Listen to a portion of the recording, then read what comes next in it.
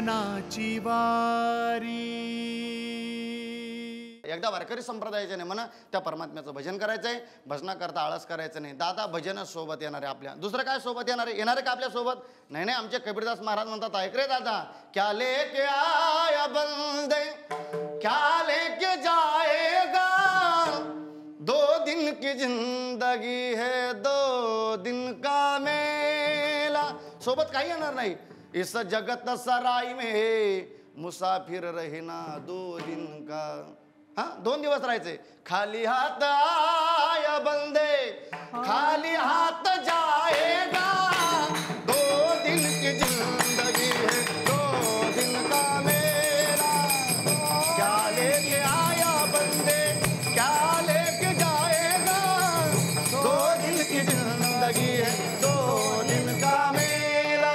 2 दिन का मेला 2 दिन का मेला. विठोबा रघुमाई जय हो.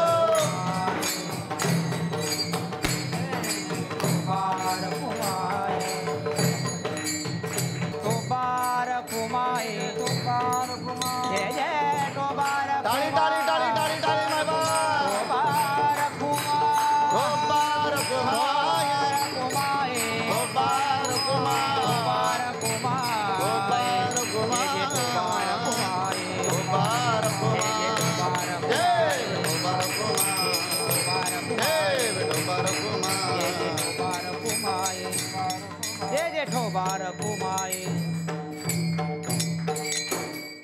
बोलण्याच्या ओघामध्ये काही चुकीचा शब्द गेला असेल मायबाप लेकराच्या अंतःकरणाने माफ करा. पण जाता जाता माझे वेड्याची विनंती आहे का, आपल्या जीवनामध्ये छोटं मोठं पाप घडू नये. त्या पापाचं कार्य दुःख गड्या. ते दुःख जर आपल्या वाट्याला येऊ नये असं वाटत असेल ना दादा, गुरुनाम गुरु वैकुंठाशी ब्रह्मलीन शास्त्री महाराज सांगायचे, ज्याच्या जीवनामध्ये पाप आहे त्या पापाचं कार्य दुःख, ज्याच्या जीवनामध्ये पुण्य आहे त्या पुण्याचं कार्य सुख. मग आपल्या जीवनामध्ये पाप येऊ नये असं वाटत असेल, आपण अनेक कीर्तनं श्रवण केली. पहिली गोष्ट आहे मायबाप श्रवण हत्या करू नका. दुसरी गोष्ट आहे, ज्या आईवडिलांच्या पोटी जन्माला आलो, जन्माला आल्याच्या नंतर एवढंही वाईट वागू नका, एवढंही वाईट व्यसन करू नका की जन्म देणारे आईवडील आपल्या बोलण्याहून आपल्या वागण्याहून वृद्धाश्रमात जातील किंबहुना आत्महत्या करतील. कारण आपण खूप गोड पवित्र महाराष्ट्रामध्ये तुमचा आमचा जन्म झालेला आहे दादा. आमच्यावर तेवढीच जबाबदारी. काय जबाबदारी आहे दादा? अरे छत्रपती शिवाजी महाराजांच्या काळामध्ये श्रीमूल हत्या घडत नव्हती दादा. अरे छत्रपती शिवाजी महाराजांच्या काळामध्ये गो हत्या घडत नव्हती दादा. छत्रपती शिवाजी महाराजांच्या काळामध्ये कोपर्डीसारखे प्रकरणं घडत नव्हती, कारण माझ्या राजाचे विचार होते दादा. काय छत्रपती शिवाजी महाराजांचे विचार होते काढे? अरे दुनिया पे राज किया किस्मत का फौला था, अरे कभी किसी के सामने नहीं झुका शिवबा, ये तो मराठियों का औलाद था, ये तो मराठियों का औलाद था. विठ्ठल विठ्ठल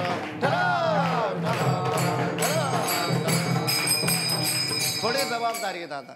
आपल्या मुलीचं सकाळी 7ला कॉलेज भरणार, 12ला सुटणार. एकला येणारी मुलगी जर 1:30 वाजता आली तर आईने विचारलं पाहिजे, दीदी तू अर्धा तास लेट का झाली? आईला जबाबदारी.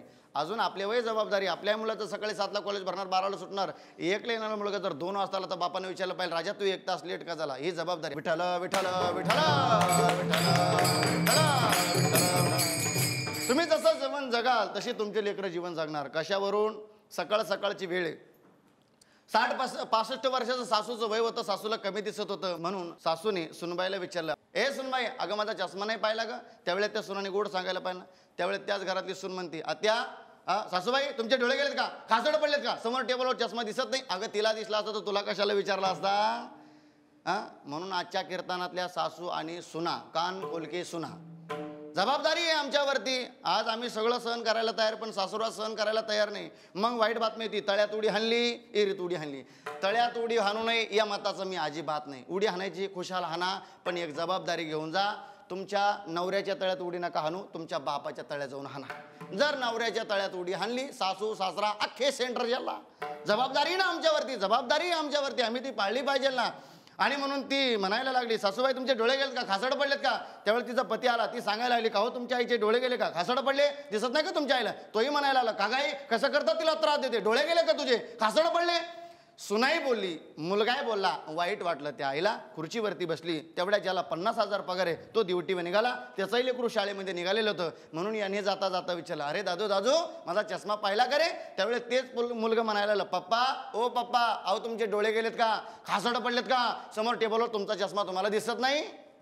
त्यावेळेस त्याचा पप्पा म्हणतो, का रे मूर्खा, नालायका, शाळेमध्ये तुला असं शिकवलं जातं का? त्यावेळेस तो मुलगा सांगितलं, पप्पा मला शाळेत नाही शिकवलं, मला गुरुजीने नाही शिकवलं पप्पा, मला हे तुम्ही आपल्या घरी शिकवलं हो पप्पा, कारण तुम्ही सकाळीच तुमच्या जन्म देणे राहिले म्हणत होते पप्पा, तुझे डोळे गेलेत का, खासडं पडलेत का, समोर टेबलवर चष्मा दिसत नाही का? दादा हे संस्कार आपल्या घरात आहे ना, आपल्या घरात, म्हणून चांगलं जीवन जगलं पाहिजे ह्या लेकरांसोबत.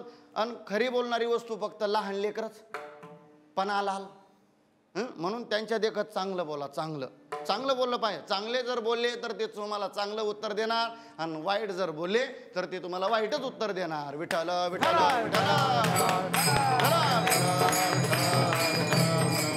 म्हणून खऱ्या अर्थानं अशी लेकरं घडली पाहिजे दादा, घडली पाहिजे ना. म्हणून आपल्याही गळ्यामध्ये शुद्ध पवित्र तुळशीची माळ घाला. हा, आपल्या लेकरांच्याही गळ्यामध्ये शुद्ध पवित्र तुळशीची माळ घाला. मग म्हणता येईल शुद्ध बीजा पोटीन फळे रसाळ.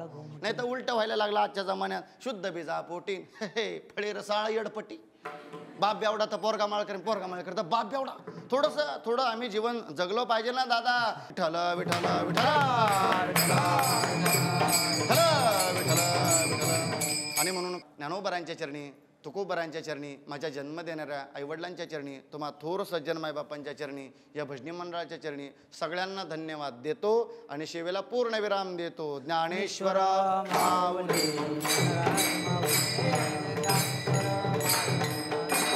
माऊली माऊली ज्ञानेश्वर माऊली. हा जय विठ्ठल जय जय.